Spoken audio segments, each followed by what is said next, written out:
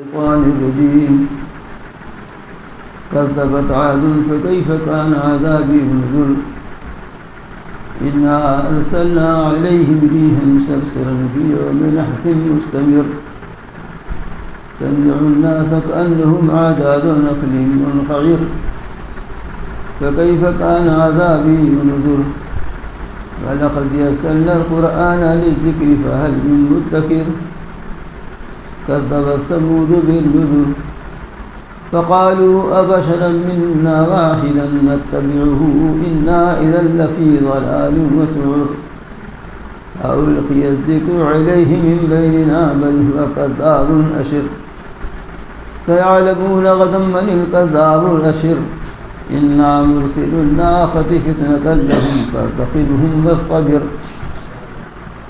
فنبئهم أن الماء قسمة بينهم كل شرب مهتدر فنادوا صاحبه فتعاطى فأقر فكيف كان عذابي ونذر إنا أرسلنا عليهم صيحة واحدة فكانوا كهشيم المهتدر ولقد يسرنا القرآن للذكر فهل من مدكر كذبت قوم لوط بالنذر إنا أرسلنا عليهم حاسبا إلا آل لوط نجيناهم بسحر نعمة من عندنا كذلك نجزي من شكر ولقد أنذرهم بطشتنا فتماروا بالنذر ولقد راودوه عن ضيفه فتمسنا أعينهم فذوقوا عذابي ونذر ولقد سبحهم بكرة عذاب مستقر فذوقوا عذابي ونذر ولقد يسرنا القرآن للذكر فهل من مدكر ولقد جاء آل فرعون النذر كذبوا بآياتنا كلها فأخذناهم أخذ عزيز مقتدر أكفاركم خير من أولئكم أم لكم براءة في الزبر أم يقولون نحن جميع منتصر سيهزم الجمع ويولون الدبر بل الساعة موعدهم والساعة أدهى وأمر إن المجرمين في ضلال وسعر يوم يسحبون في النار على وجوههم ذوقوا مس سقر إنا كل شيء خلقناه بقدر فما أمرنا إلا واحدة كلمح بالبصر ولقد أهلكنا أشياعكم فهل من مدكر وكل شيء فعلوه في الزبر وكل صغير وكبير مستقر إلا المتقين في جنات ونهر في معقد صدق عند مليك مقتدر صدق الله العلي العظيم فبلغ رسوله النبي الكريم ونحن على ذلك من الشاهدين والشاكرين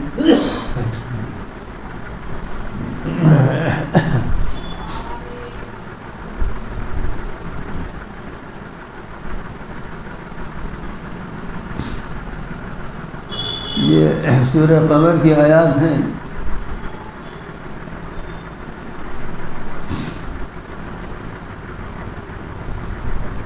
اس میں 5 قوموں کی تباہی اور بربادی اور ان پر اللہ کے عذاب کا تذکرہ کر کے عبرت دلائی گئی ہے. سب سے پہلے تو حضرت نوح علیہ السلام کی قوم کا تذکرہ آیا، اس لیے کہ یہی سب سے پہلی قوم ہے جس پر عذاب آیا ہے. اس کا تذکرہ پچھلے ہفتے ہو چکا ہے. اب اس کے بعد قوم عاد کا تذکرہ ہے. فرماتے ہیں کہ عاد نے بھی جھٹلایا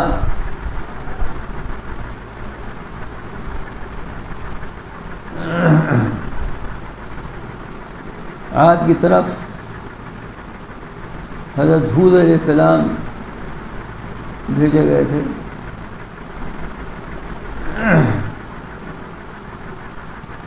تفصیل کے ساتھ قصہ پیچھے گزر چکا ہے مختلف جگہوں پر۔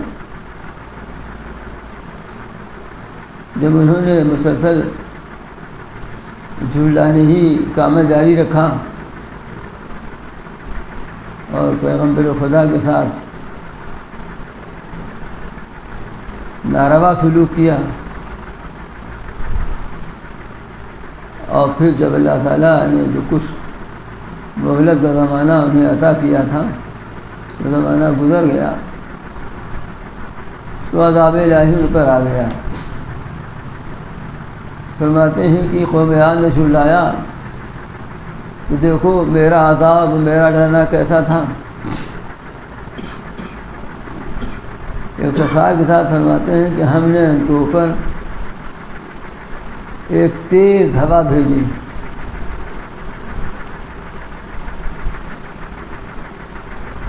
جو دائمی نحوست کے دن میں، دائمی نحوست، لگاتار مسلسل نحوست کے دن میں ہم نے ایک تیز ہوا بھیجی۔ مسلسل نحوست کے دن کا مطلب یہ ہے کہ روایات سے معلوم ہوتا ہے کہ 7 راتیں 8 رات ان کے اوپر یہ طوفان خیز ہوا چلتی رہی، بدھ کے دن سے شروع ہوئی۔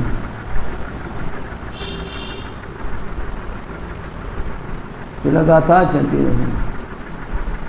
تھانی رحمۃ اللہ علیہ نے مطلب اور لکھا ہے کہ لگاتار کا مطلب یہ ہے کہ یہاں دنیا میں چلی اور پھر اس کے نتیجے میں عالم برزخ میں پہنچ گئے ہیں، پھر عالم برزخ سے قیامت آ جائے گی تو اسی کے ساتھ متصل ہو جائے گی، یعنی یہ کہ دنیا سے لے کر آخرت تک مسلسل ان کے لیے دن منحوس ہی رہے۔ اب چونکہ روایات میں آیا ہوا ہے کہ بدھ کے دن ان پر یہ عذاب آیا تھا، اس لیے لوگوں میں مشہور ہے، جاہلوں میں، کہ بدھ کا دن منحوس ہوتا ہے۔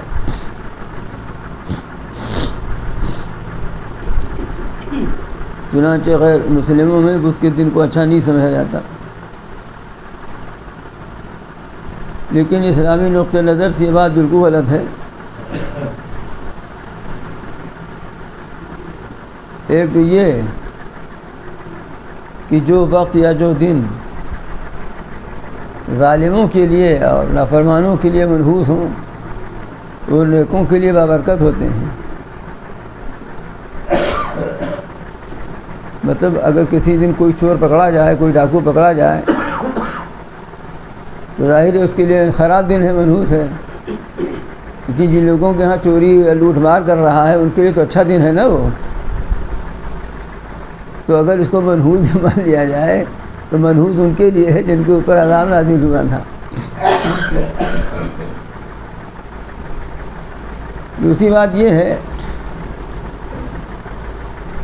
کہ یہ عذاب میں نے عرض کیا نا کہ 7 رات 8 دن آیا، تو ہفتے کا کوئی دن نہیں بچا جس میں عذاب نہ رہا ہو، تو سارے دن منحوس ہو گئے۔ اگر یہی منطق ہے اور سننے کا ہی انداز ہے تو سارے دن منحوس ہو گئے، کون دن اچھا بچا جو منحوس نہ ہو؟ اس لیے سارے دن ساری راتیں اللہ کی ہیں، اور نحوست یا برکت انسان کے اعمال سے آتی ہے، نحوست کسی دن میں نہیں ہے۔ البتہ بعض دنوں کو بعض پر فضیلت حاصل ہے، بعض راتوں کو بعض راتوں پر فضیلت حاصل ہے، جیسے جمعہ کو باقی دنوں پر فضیلت حاصل ہے، اور شب قدر کی راتیں جو آج ہی رات سے شروع ہونے والی ہیں جن کی تلاش کا حکم ہے، ظاہر بات ہے کہ اس رات کی تو اتنی فضیلت ہے کہ خیر من الف شہر، 1000 راتیں بھی زیادہ بڑھ کر فضیلت اس کو حاصل ہے۔ تو فضیلت ہونا الگ بات ہے، لیکن کوئی منحوس ہو یہ بات نہیں ہے۔ فضیلتیں تو حاصل ہیں اللہ تعالیٰ کے دینے سے، لیکن نحوست ہو یہ بات نہیں ہے۔ تو یہ عقیدہ رکھنی نہیں چاہیے۔ افسوس ہے کہ پڑھے لکھے مسلمانوں میں بھی کسی نہ کسی درجے میں یہ عقیدہ گھسا ہوا ہے۔ اس کا پتہ ایسے چلتا ہے کہ جب شادی بیاہ جیسی کسی تقریب کی تاریخ لکھنی ہوتی ہے تو بہت سے لوگ جنتری دیکھتے ہیں کہ دیکھو سعد و نحاد اس میں دیکھتے ہیں، منحوس تو نہیں ہے۔ یہ اسی عقیدہ کی شاخ ہے، پیداوار ہے۔ سارے دن اچھے ہیں، حسن تو ہمارے اعمال سے پیدا ہوتی ہے، بدعمالیوں سے پیدا ہوتی ہے۔ سب دن اچھے ہیں۔ یہ ایک الگ بات ہے کہ بعض دنوں کو اللہ تعالیٰ نے فضیلت دی ہے، بعض مہینوں کو اللہ نے فضیلت دی ہے، بعض عورتوں کو اللہ تعالیٰ نے فضیلت دی ہے، یہ ایک الگ چیز ہے۔ تو وہ فضیلت کی چیز ہے، اس کا مطلب نہیں کسی میں نحوست آ جائے۔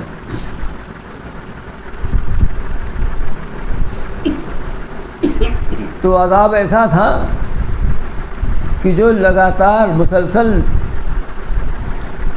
نحوست کے دن میں تھا، اور ایسا زوردار تھا کہ تنزع الناس کأنہم اعجاز نخل منقعر، لوگوں کو وہ ہوا اکھیڑ دیتی تھی، اکھاڑ دیتی تھی، اس طرح کی جیسے وہ جڑ سے اکھڑے ہوئے کھجور کے تنے ہوں۔ یعنی بہت زور کی آندھی چلے، بہت زور کا طوفان آئے تو کھجور کے پیڑ تنوں سے اپنی جڑ سے اکھڑ جائیں، ایسی پڑے رہیں، ایسی ان کی لاشیں پڑی ہوئی تھیں۔ اس میں اس بات کی طرف اشارہ ہے کہ بڑے تنمند اور بڑے لمبے قد قامت کے تھے، کھجور کے پیڑ سے تشبیہ دینے میں اس طرف اشارہ ہے۔ چنانچہ میں پیچھے بتلا چکا ہوں آپ کو، یہ قوم عاد کے بارے میں روایات ایسی ہیں، روایات تو بڑی مبالغہ آمیز ہیں، لیکن ان روایات کے مجموعے سے اتنی بات تو معلوم ہوتی ہے، اور قرآن مجید کے اشارے سے بھی معلوم ہوتی ہے کہ تھے وہ بڑے لمبے چوڑے قد و قامت کے لوگ، بڑے طاقتور لوگ، لیکن اللہ میاں نے جب ہوا بھیج دی تو ساری طاقت دھری کی دھری رہ گئی۔ فَكَيْفَ كَانَ عَذَابِي نُذُرِ، تو کیسا تھا میرا عذاب، میرا ڈرانا۔ یہ بتائیے قرآن مجید جو یہ منظر پیش کر رہا ہے ان کی تباہی کا، اس کو سمجھنا کچھ مشکل ہے کیا؟ اس کو سمجھنا مشکل ہے؟ اللہ میں فرماتے ہیں وَلَقَدْ يَسَّرْنَا الْقُرْآنَ لِلذِّكْرِ فَهَلْ مِن مُدَّكِرٍ، ہم نے قرآن کو نصیحت کے لیے آسان کر دیا، تو کیا کوئی ہے نصیحت کرنے والا؟ یہ عبرت کا واقعہ جو بیان کیا جا رہا ہے، اس سے عبرت و نصیحت حاصل کرنا آسان نہیں ہے۔ اس میں کون سی بہت عقل لگانے کی ضرورت ہے؟ یہی مطلب ہے۔ یہ مطلب نہیں کہ قرآن کی ساری آیتیں احکام والی بھی آسان ہو گئی ہیں۔ اور میں نے پچھلے ہفتے بتایا تھا کہ ذکر کا مطلب یہ بھی ہے کہ یاد کرنے کے لیے کہ اگر کوئی یاد کرنے کا ارادہ کرتا ہے، یاد کرنا چاہتا ہے، تو اللہ تعالیٰ اس کے لیے یاد کرنا آسان کر دیتے ہیں۔ چنانچہ قرآن کے نزول کے زمانے سے آج تک مسلمان دیکھتے چلے آ رہے ہیں کہ ایک بچہ بھی چھوٹا سا یاد کرنا چاہتا ہے تو یاد کر لیتا ہے، کوئی بوڑھا بھی یاد کرنا چاہتا ہے تو وہ بھی یاد کر لیتا ہے، تو اللہ تعالیٰ یاد کروا دیتے ہیں، اسے یاد کر لیتا ہے۔ کذبت ثمود بالنذر، سمود نے جھٹایا ڈر سنانے والوں کو، یعنی پیغمبروں کو۔ اس کا مطلب نہیں کہ ان کے زمانے میں کئی پیغمبر آئے تھے، اس کا مطلب یہ ہے کہ ایک نبی کو جھٹلانا اصل میں سب نبیوں کو جھٹلانا ہے، ایک نبی کو جھٹلانا سب نبیوں کو جھٹلانا ہے۔ فَقَالُوا أَبَشَرًا مِنَّا وَاحِدًا نَتَّبِعُهُ، اپنی شان میں کہنے لگے کہ ہم ہی میں سے ایک آدمی کی ہم پیروی کریں گے، یہ ہم ہی میں سے ایک آدمی ہے، تب چلیں ان کے پیچھے چلیں، ہم ان کی پیروی کریں۔ ہم ایسا بھی نہیں کہ دنیوی جاہ میں، منصب میں، مال و دولت میں ہم سے بڑے ہوں یہ، تب ان کی بات مان لیں، ان کے پیچھے چلیں۔ اِنَّا إِذًا لَفِي ضَلَالٍ وَسُعُورٍ، اگر ہم ایسا کریں گے تب تو ہم بڑی بے راہ روی اور بڑے جنون میں ہو جائیں گے، یعنی گویا پاگل پن کا کام کریں گے ہم، کہ ایک آدمی اٹھا ہم میں سے جو بہت حیثیت والا بھی نہیں ہمارے درمیان ہے، اور اس نے ایک بات کہی ہے، اس کے بعد کے پیچھے چل پڑیں، یہ تو پاگل پن کی بات ہے۔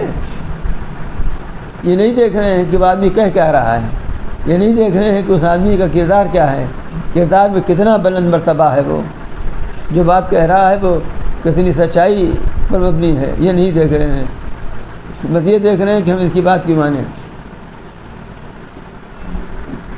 اُلقی الذکر علیہ من بیننا بل هو کذاب نشر، کیا ہمارے درمیان میں یہی ایک تھے کہ انہی کے اوپر یہ نصیحت ڈالی گئی ہے، اتاری گئی ہے، یہی ایک ملے تھے اللہ میاں کو؟ بلکہ یہ جھوٹا ہے، شیخی مارنے والا ہے، شیخی باز ہے، یہ اللہ کے نبی کی شان میں گستاخانہ باتیں کہہ رہے ہیں۔ وہ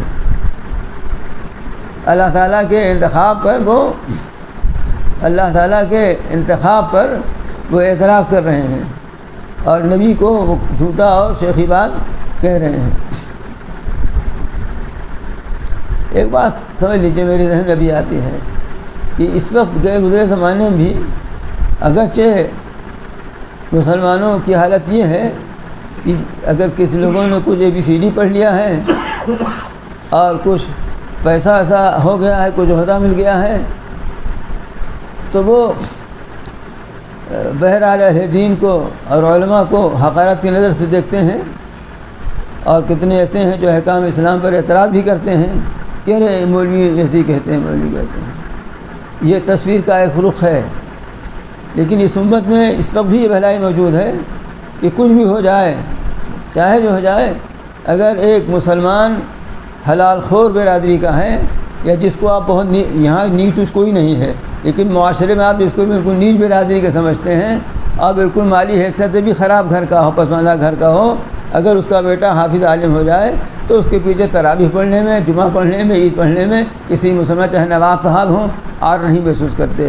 یہ بھلائی اس امت میں رسول اللہ صلی اللہ علیہ وسلم کی تعلیم کی برکت سے بہرحال موجود ہے، انشاءاللہ قیامت تک موجود رہے گی۔ وہ خرابی بھی ہے لیکن الحمدللہ اسی کے ساتھ ساتھ وہی لوگ جو ایسے ہیں، اب نماز ہی نہ پڑھتے ہوں، عید بقرعید کی بھی تو الگ بات ہے، تب تو وہ پتہ نہیں دائرہ اسلام میں ہے کہ نہیں ہے، لیکن جب تک کوئی اپنے آپ کو دائرہ اسلام میں رکھنا چاہتا ہے، اس سے تو اتنا تو ہے ہی ہے نا کہ یہ بہت خیر کی بات اس امت کے اندر موجود ہے۔ لیکن ہمیشہ خرابی پہلو کو نہیں ڈھونڈنا چاہیے، جو ہمارے اندر ملی حیثیت سے اچھائیاں موجود ہیں ان کو بھی دیکھنے کی ضرورت ہے، اس سے حوصلہ بڑھتا ہے نیکی کی طرف قدم بڑھانے کا۔ اپنی شخصی زندگی میں بھی اگر کوئی بھلائی نیکی نظر آتی ہے تو اس پر اللہ کا شکر ادا کرنا چاہیے تاکہ مزید نیکی کی توفیق ہو۔ بزرگوں نے جو مراقبہ کا طریقہ لکھا ہے، دو چیزیں ہیں، ایک مراقبہ ہے، ایک محاسبہ ہے۔ ہر مسلمان کو یہ چاہیے، لوگ سمجھتے ہیں سب خانقاہی بات ہے، ارے بھائی ہر مسلمان کے گھر کچھ نہ کچھ خانقاہ ہونا چاہیے، کچھ نہ کچھ خانقاہ کا رنگ ہونا چاہیے۔ بزرگوں کی تعلیم ہے، قرآن حدیث کی روشنی میں ہے۔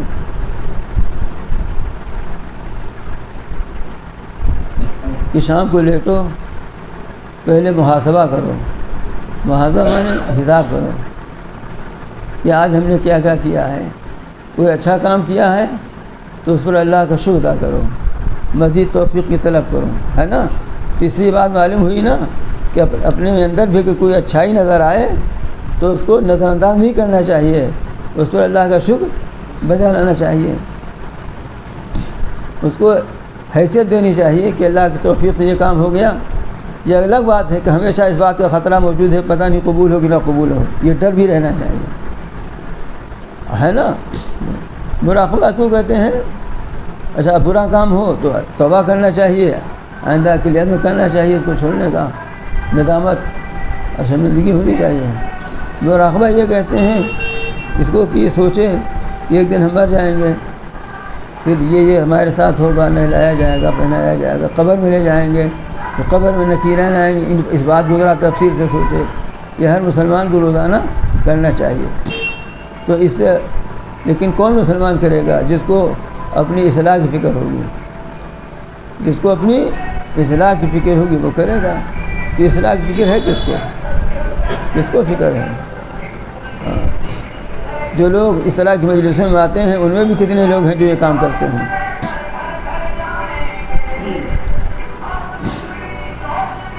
تو کہنے لگے کہ یہی ہیں جن کے اوپر ذکر نازل کیا گیا ہے، یہ جھوٹے ہیں، شیخی باز ہیں، اللہ تعالیٰ فرماتے ہیں سیعلمون غدا من الکذاب الاشر، یہ کل ہی جان جائیں گے کہ کون جھوٹا شیخی بات ہے، کل ہی۔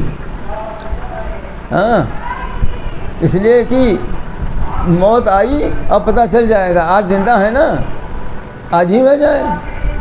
تو بس اتنی سی حقیقت ہے فریب خواب ہستی کی کہ آنکھیں بند ہوں اور آدمی افسانہ ہو جائے۔ تو اس دنیا میں دیکھنے والوں کے لیے آدمی افسانہ ہو جاتا ہے، لیکن وہاں جو اس کے ساتھ بیتتی و گزرتی ہے وہ تو اس کے اعمال اور عقائد کے لحاظ سے بیتتی و گزرتی ہے۔ اس لیے فرماتے ہیں کہ آج ہمارے پیغمبر کو یہ کہہ رہے ہیں کہ جھوٹا شیخی باز ہے، پتہ چل جائے گا کہ پیغمبر ہمارے ایسے ہیں یا یہ ایسے ہیں۔ ان لوگوں نے صالح علیہ السلام سے فرمائش کی کہ اچھا اگر اس پہاڑی سے اونٹنی نکال دیجیے آپ تو ہم آپ پر ایمان لائیں گے۔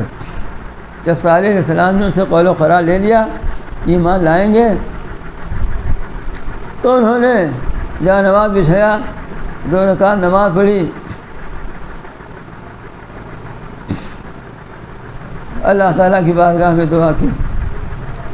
بس دیکھتے دیکھتے پہاڑ میں لرزہ آیا، جنبش ہوئی، اور ایک عجیب خلقت کی اونٹنی جو گابھن بھی تھی وہ اسے نکلی، اور نکلتے ہی اس نے بچہ جن دیا۔ یہ معجزہ دیکھ کر بہت سے لوگ ایمان بھی لائے، لیکن چودھری لوگ تو چودھری ہوتے ہیں، انہیں ایمان لائے۔ فرماتے ہیں انا مرسل الناقۃ فطرۃ لہم فارتقبھم واصطبر، یہ اونٹی کہہ رہے ہیں تو ہم اونٹی بھیجے دے رہے ہیں ان کے آزمانے کے لیے، تاہم ان کو ذرا نگرانی رکھیے اور صبر کیجیے گا، دیکھتے رہیے کہ آپ کرتے ہیں یہ، اب اونٹنی کے ساتھ ان کا کیا سلوک ہوتا ہے، اور جو کچھ کریں اس پر سب سے کام لیجیے گا۔ اب اونٹی ایسی بڑی ایسی ڈیل ڈول کی تھی، ظاہر ہے معجزہ والی اونٹنی تھی کہ جب گھاٹ پر جاتی تھی تو سارا پانی پی جائے۔ اب یہ پانی ایک ایک قطرے کو ترس جائیں، کیا خود پئیں کیا اپنے جانوروں کو پلائیں۔ اور جس چراگاہ کی طرف نکلتی تھی سارا چارہ کھا جائے، اب ان کے جانور بھوکے مرنے لگے۔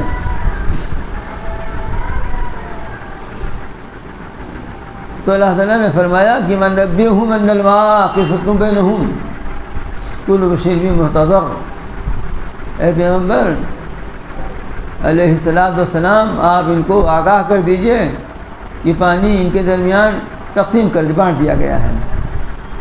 اللہ تعالیٰ نے پانی بانٹ دیا کہ ایک دن اونٹنی پیے گی اور دوسرے دن اونٹنی نہیں پیے گی، یہ اپنا پانی بھر لیں اور اپنے جانوروں کے لیے جانوروں کو پلا دیں۔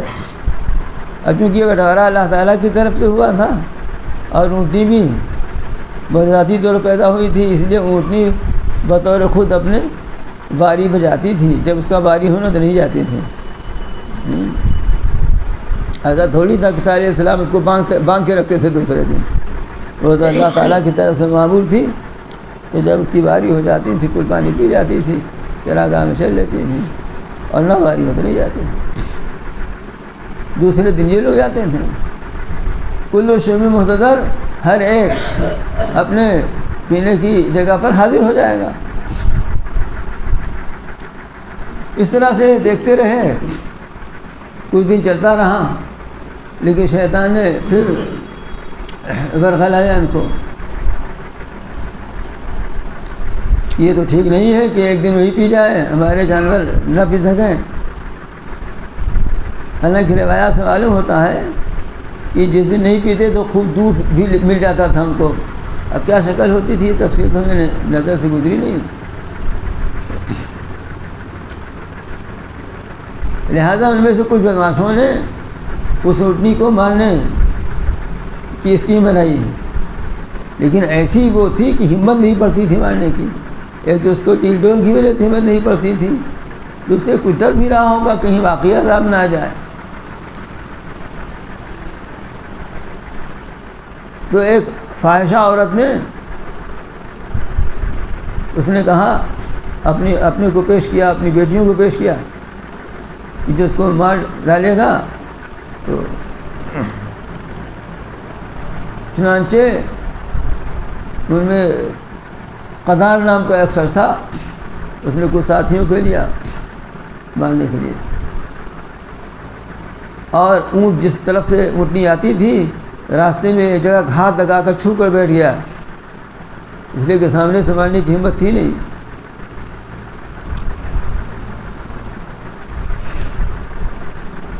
اسی کو بیان فرماتے ہیں کہ فنادہ صاحب ہوں فتعاطا فاقر، بس ان لوگوں نے پکارا اپنے ساتھی کو، یعنی اسی قدار اس کا نام بتایا جاتا ہے، بس اس نے اس پر حملہ کیا اور اس کو قتل کر دیا، تیر مارا، پھر جا کے جب گر گئی تو تلوار وغیرہ سے مارا ہوگا۔ بس کیا تھا، پھر اللہ کا عذاب آ گیا۔ فَكَيْفَ كَانَ عَذَابِي وَنُذُرِ، بس کیسا تھا میرا عذاب، میرا ڈرانا۔ پھر تو عذاب آ گیا اللہ تعالیٰ کا۔ کس طرح عذاب آیا؟ اِنَّا أَرْسَلْنَا عَلَيْهِمْ صَيْحَةً وَاحِدَةً، ہم نے ان کے اوپر ایک چیخ بھیجی، بس ایک زور کی چیخ کی آواز ہوئی جس سے ان کے کلیجے پھٹ گئے۔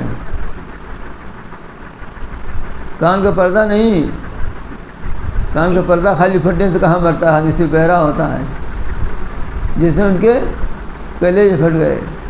فَكَانُوا كَحَشِيمِ الْمُسْتَظِرِّ، بس ہو گئے وہ باڑ لگانے والے کہ باڑ کے چورے کی طرح۔ کھیت اس میں کسان کانٹے دار پیڑ کا اور کانٹے دار شاخوں سے گھیر دیتے ہیں، اس کو باڑ کہتے ہیں۔ اس لیے گھیر دیتے ہیں تاکہ اس میں جانور نہ جائیں، لڑکے وڑکے نہ جائیں، کوئی چور چکے نہ جائیں، تو اس کو باڑ کہتے ہیں کانٹے دار سے۔ تو چونکہ وہ بھی پیڑ ہی ہوتا ہے، لکڑی ہوتی ہے، اس واسطے کچھ دنوں میں جب پرانی ہو جاتی ہے تو دھوپ کھا کر کے، بارش کھا کر کے وہ پھر دھیرے دھیرے سوکھ کر کے بالکل چورا چورا ہو جاتا ہے۔ اسی کو حشیم المستظر کہتے ہیں۔ جیسے وہ چورا چورا ہو گیا، اسی طرح سے یہ بھی بڑے قد و قامت کے تھے، قوم عاد کی طرح ان کے بھی قد و قامت بہت بلند والا تھے اور بڑے طاقتور لوگ تھے۔ اللہ تعالیٰ ارشاد فرماتے ہیں کہ جیسے وہ باڑ جو کسان لگا دیتا ہے اپنے کھیتوں میں، وہ چورا چورا ہو جاتا ہے آخر میں، اسی طرح سے یہ بھی جو ایک چیخ ہوئی ہے، ان کے جگر پھٹ گئے ہیں اور یہ مر کے گر پڑے ہیں، تو ایسی ہی ہو گئی ہے جیسے چورا چورا ہو جاتا ہے۔ اب بتاؤ یہ واقعہ جو اللہ تعالیٰ بیان فرما رہے ہیں، اس سے نصیحت حاصل کرنے میں کوئی دقت ہے، کوئی عقل لگانے کی ضرورت ہے؟ آسان مضمون ہے یہ۔ اسی کو فرما رہے ہیں کہ وَلَقَدْ يَسَّرْنَا الْقُرْآنَ لِلذِّكْرِ فَهَلْ مِن مُدَّكِرٍ، ہم نے قرآن کو نصیحت کے لیے آسان کر دیا ہے، تو کوئی ہے نصیحت حاصل کرنے والا؟ اب مسلمان بھی نصیحت نہ حاصل کریں، یہاں تو خطاب سب سے ہے، اور اول خطاب تو انہی سے جو نہیں مانتے، اس کو بھی سن کر نصیحت حاصل کرو گے؟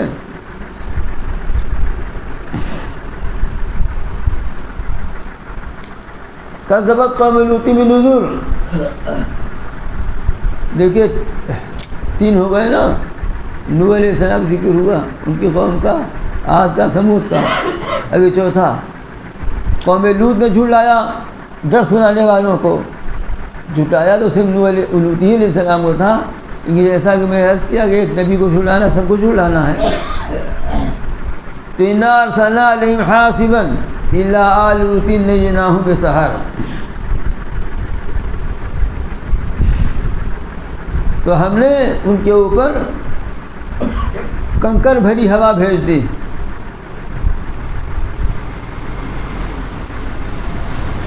کچھ فرشتے اللہ تعالیٰ نے بھیجے تھے، کیونکہ قوم لوط کی خصلت بہت بری تھی ایسی کہ اس سے پہلے کسی نے وہ بہائی کام نہیں کیا تھا، اس لیے ان کی آزمائش کے لیے اللہ تعالیٰ نے فرشتوں کو نہایت خوبصورت لڑکوں کی شکل میں بھیجا، جن کو دیکھ کر ان کی بری عادت اور بے حیائی کی جو خصلت تھی وہ انگڑائی لینے لگی۔ ان کو خبر لگی تو وہ پہنچ گئے اور لوط علیہ السلام نے دروازہ بند کر لیا، تو بہت دیر تک حجت تکرار کرنے کے بعد انہوں نے پھلانگنا چاہا، لوط علیہ السلام بیچارے پریشان ہوئے بہت. تب فرشتوں نے راز کھول دیا کہ ہاں فرشتے ہیں، آپ گھبرائیں نہ. اور جبریل علیہ السلام نے اپنے پر کا ایک کونا ایسا جو کیا تو جتنے تھے سب کے سب اندھے ہو گئے، سب کے سب اندھے ہو گئے.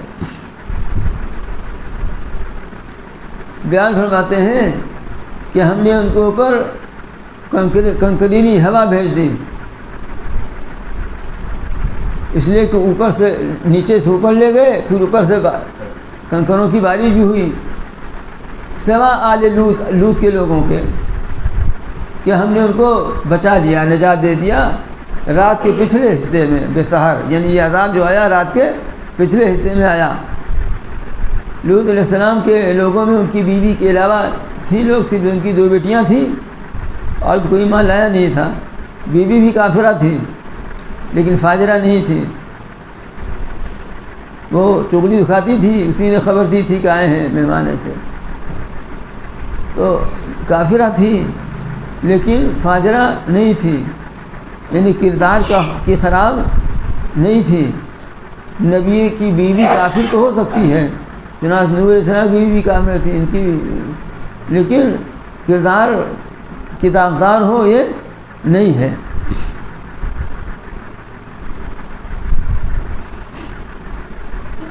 تو وہ تو ہلاک ہو گئی انہی کے ساتھ.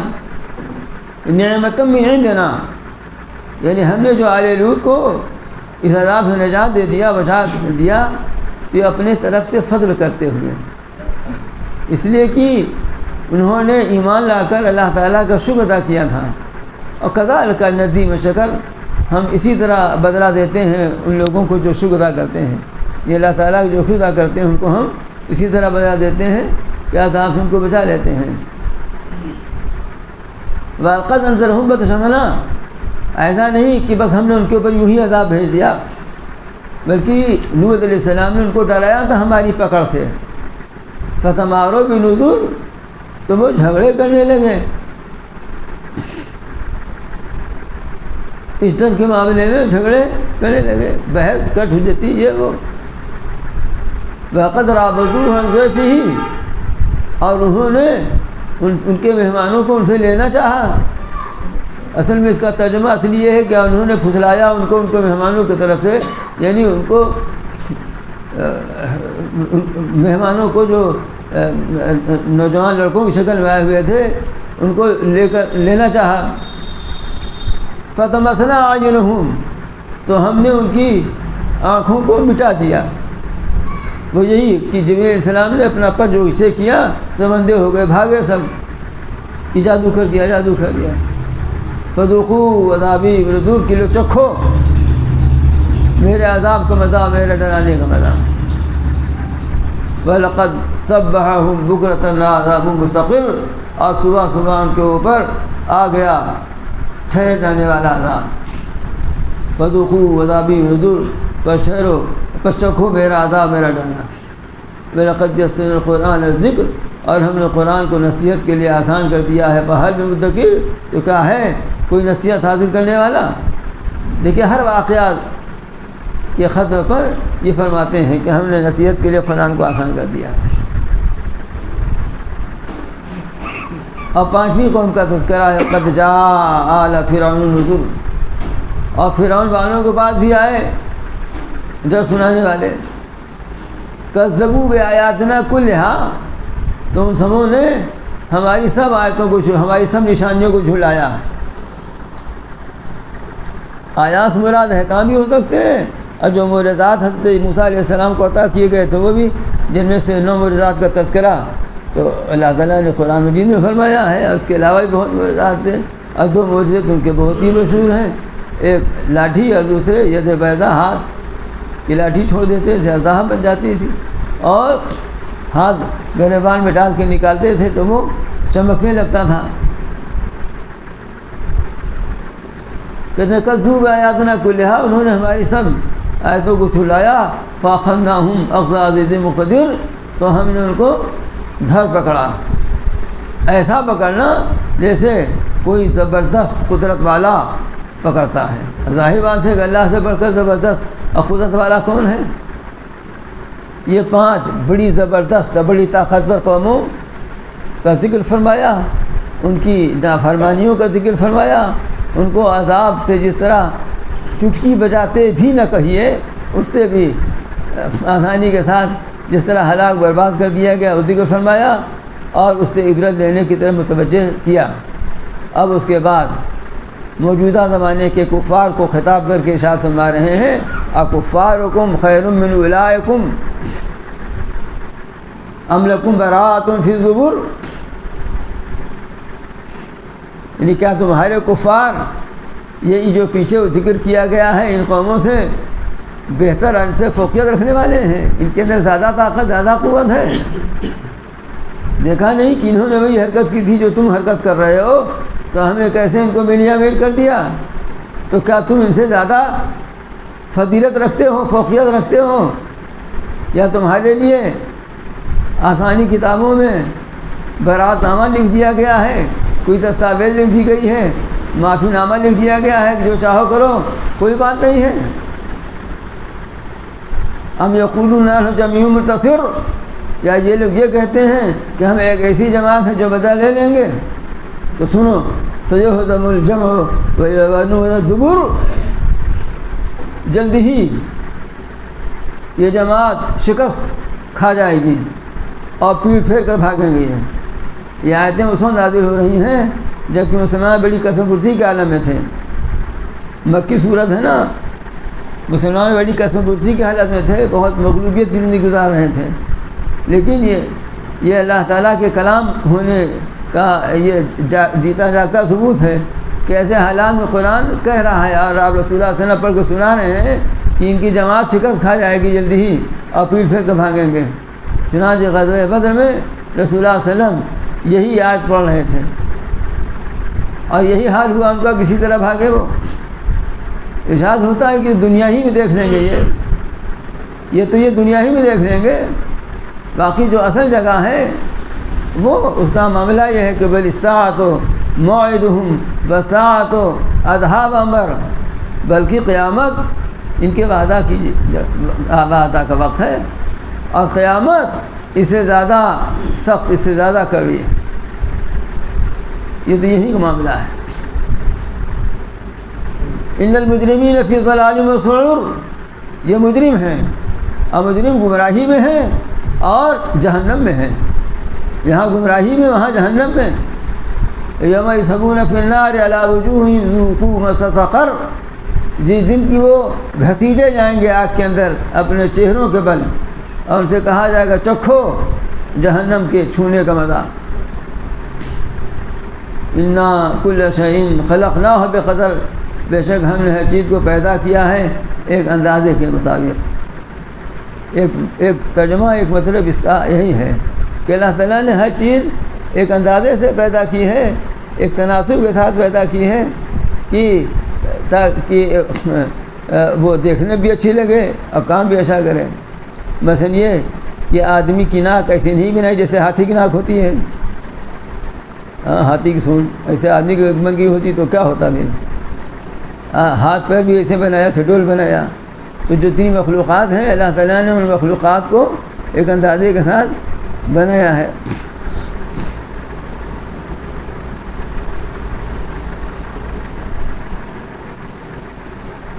دوسرا مطلب اس کا یہ ہے کہ اللہ تعالیٰ نے ہر چیز کو پیدا کیا ہے بقدر تقدیر کے ساتھ، یعنی لوح محفوظ میں سب کی تقدیرات لکھی ہوئی ہیں کہ کن کے ساتھ کیا ہونا ہے اور کس کو کیا کرنا ہے، کیا کرے گا، وہاں پر سب چیزیں لکھ دی گئی ہیں، اسی کے مطابق یہاں عمل درآمد ہوتا ہے۔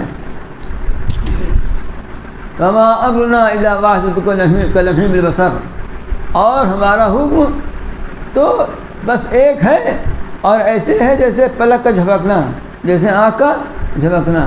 یہ ہے، ہم کو کسی چیز کے کرنے میں ایسا نہیں ہے کہ بہت سامان اور آلات اور اسباب کا انتظام کرنا پڑتا ہے، بلکہ وہ بس چشم زدن کی بات ہے، پلک جھپکنے کی بات ہے، تو ہم نے حکم کیا بس ہو گیا وہ۔ تو جب ہم تمہیں ہلاک کرنا چاہیں گے تو بس ایک حکم کرنا ہے، حکم کرنے کی دیر ہے بس۔ وَلَقَدْ أَهْلَكْنَا أَشْيَاءَكُمْ فَهَلْ مِن مُدَّكِرٍ، چنانچہ دیکھو اوپر بھی ذکر کر چکے ہیں کہ ہم نے تم ہی جیسے لوگوں کو ہلاک کر دیا ہے۔ اشیاء کی جمع ہے، ایک ہی سوچ فکر، ایک ہی طرز زندگی پر چلنے والے لوگ، ان کو شیعہ کہتے ہیں، اسی کی جمع، یعنی تمہاری سوچ و فکر، تمہاری طرز پر چلنے والے جو لوگ تھے ان کو ہم ہلاک کر چکے ہیں۔ چنانچہ اوپر ذکر آیا 5 قوموں کا، فَهَلْ مِن مُدَّكِرٍ، تو ہے کوئی نصیحت حاصل کرنے والا؟ وَكُلُّ شَيْءٍ فَعَلُوهُ فِي الزُّبُرِ، اور ہر وہ چیز جو انہوں نے کیا ہے سب اوراق میں لکھا ہوا، کتابوں میں لکھا ہوا ہے، کچھ چھوٹا نہیں ہے۔ وَكُلُّ صَغِيرٍ وَكَبِيرٍ مُسْتَطَرٍ، اور ہر چھوٹا بڑا جو کچھ کسی نے نیک کام کیا ہو، برا کام کیا ہو، سب لکھا ہوا ہے۔ لہذا پائی پائی کا حساب ہو جائے گا، ایک ایک عمل کا حساب ہو جائے گا۔ اللہ تعالیٰ کو حساب لینے کے لیے لکھنے کی ضرورت تو نہیں ہے، لیکن چونکہ یہاں اللہ نے ہماری عادت انسانوں کو ایسی بنا دی ہے کہ لکھی کے حساب کتاب کیا جاتا ہے، اس واسطے اسی دستور کے مطابق وہاں بھی سب لکھا پڑھا رہے گا کہ دیکھو تم انکار نہیں کر سکتے، تم نے جو کچھ کیا سب لکھا ہوا ہے۔ یہ سارا انجام اب تک جو بتایا گیا ان لوگوں کا تھا جو منکرین تھے، انکار کرنے والے تھے، نہ ماننے والے تھے، نبیوں کو جھٹلانے والے تھے۔ اب آخر میں 2 آیتوں میں ان کا انجام بیان کر رہے ہیں جو کفر و شرک سے اپنے آپ کو بچانے والے تھے، اور جو نبیوں کے کو جھٹلانے سے بچنے والے تھے، جو ایمان لانے والے تھے، جن کو قرآن متقین کہتا ہے۔ ان المتقین، بے شک وہ جو تقویٰ والے تھے، جو بچنے والے تھے، وہ باغوں میں ہوں گے اور نہر میں ہوں گے۔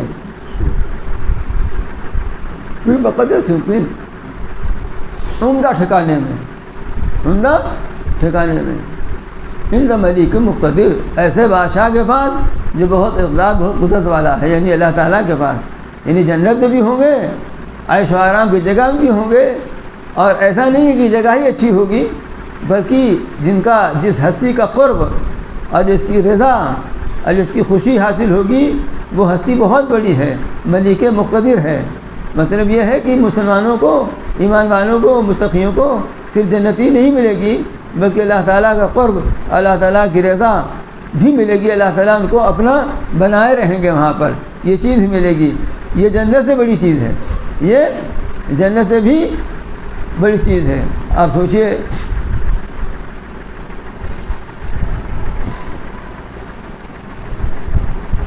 کہ کسی بادشاہ کے بہت ساری بیویاں ہوں یا 4 مان لو، اب وہ سب کو دے خوب بڑا بڑا بنگلہ گھجا رہو، اور کبھی اپنے بات پھٹکنے نہ دیں، نہ کبھی اپنی صورت دکھاوے، اور ایک یہ ہے کہ نہیں، اس کے ساتھ ساتھ وہ ملتا جلتا بھی ہے اور اپنی رضا بھی ظاہر کرتا رہتا ہے، اپنے عنایات بھی کرتا رہتا ہے۔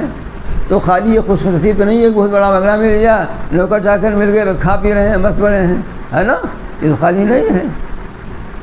یہ مثال سمجھانے کے لیے دے رہا ہوں، ورنہ مثال تو کوئی ہے نہیں۔ تو خالی جنت مل جاتی اور پھر اللہ میاں راضی ہیں کہاں ہے، اس کچھ پتہ نہ چلتا، نہیں، ہمیشہ یہ بھی ہوتا رہے گا کہ اللہ تعالیٰ کی رضا، اللہ تعالیٰ کی خوشنودی کا پیغام بھی ملتا رہے گا۔ سلام قولا من رب رحیم، سورہ یاسین میں آیا ہے نا، ہمیشہ فرشتوں کی طرف سے، اللہ تعالیٰ کی طرف سے سلام و پیغام بھی اور دیدار الہی بھی نصیب ہوتا رہے گا، یہ دولت بھی ملتی رہے گی۔ کس کو؟ متقین کو۔ اور متقی کا ادنا درجہ یہ ہے کہ وہ مومن ہو، پھر جیسے جیسے درجات ہوں گے ویسے ویسے چلتا ہے۔ اب اس کے بعد سورہ رحمان ہے، انشاءاللہ تعالیٰ اگلے اتوار سورہ رحمان ہوگی۔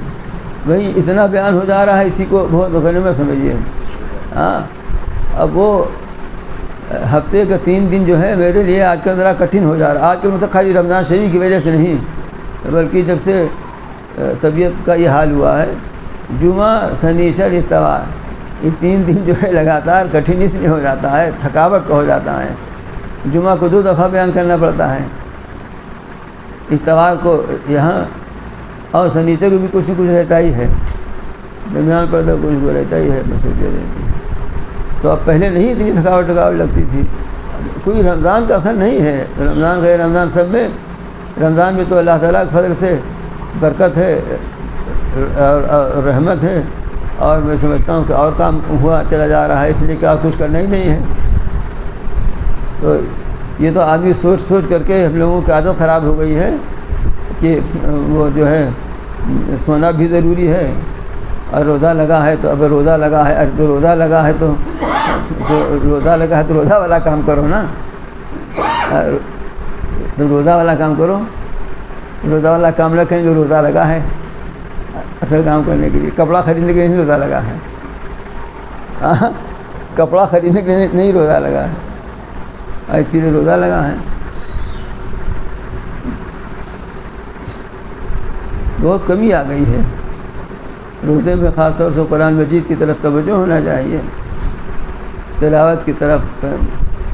بہت سے لوگ بہت کچھ اس میں کرتے ہیں، لیکن یہاں تو بھائی بہت کمی ہے. اب دیکھیے جتنا پہلے آتے تھے روزہ اتنا بھی لوگ نہیں آ رہے ہیں. آنے والے دیندار ہی جو تھے نا، تو جب دینداروں کا یہ حال ہے تو بے دینوں کیا حال ہوگا؟ اور جن کو دین کی طرف کوئی رغبت نہیں ہے ان کا کیا حال ہوگا؟ یہ بہت ہی ناقدری کی بات ہے، بہت ہی زیادہ ناقدری کی بات ہے. یہ روزہ میں جو طبیعت پر اور اثر پڑتا ہے نا، اس لیے کہ روحانیت میں جلا ہوتی ہے. جب لینا چاہیں گے تب ہوگی، ارادہ کریں گے تب ہوگی نا. بہرحال آئیے اللہ تعالیٰ سے دعا کر لیں کہ اللہ تعالیٰ اپنے کلام کی برکت اور اس ماہ مبارک کی برکت عطا فرمائیں. اور اب آج سے جو جن راتوں کا سلسلہ راجح قول کے مطابق شروع ہونے والا ہے، ان راتوں کی مخصوص برکتوں اور رحمتوں سے بھی باوجود ہماری نالاقی کے اللہ تعالیٰ ہمیں محض اپنے فضل و کرم سے حصہ عطا فرما دیں اس میں. ربنا آتنا فی الدنیا حسنۃ وفی الآخرۃ حسنۃ وقنا عذاب النار. ربنا اننا آمنا فاغفر لنا ذنوبنا وقنا عذاب النار. ربنا لا تزغ قلوبنا بعد إذ هديتنا وهب لنا من لدنك رحمة إنك أنت الوهاب.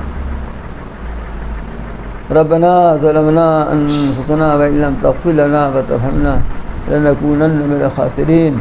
ربنا هب لنا من أزواجنا وذرياتنا قرة أعين واجعلنا للمتقين إماما. اللهم لا تدع لنا ذنبا إلا غفرته، ولا هما إلا فرجته، ولا دين إلا قضيته، ولا حاجة من حوائج الدنيا والآخرة إلا قضيتها.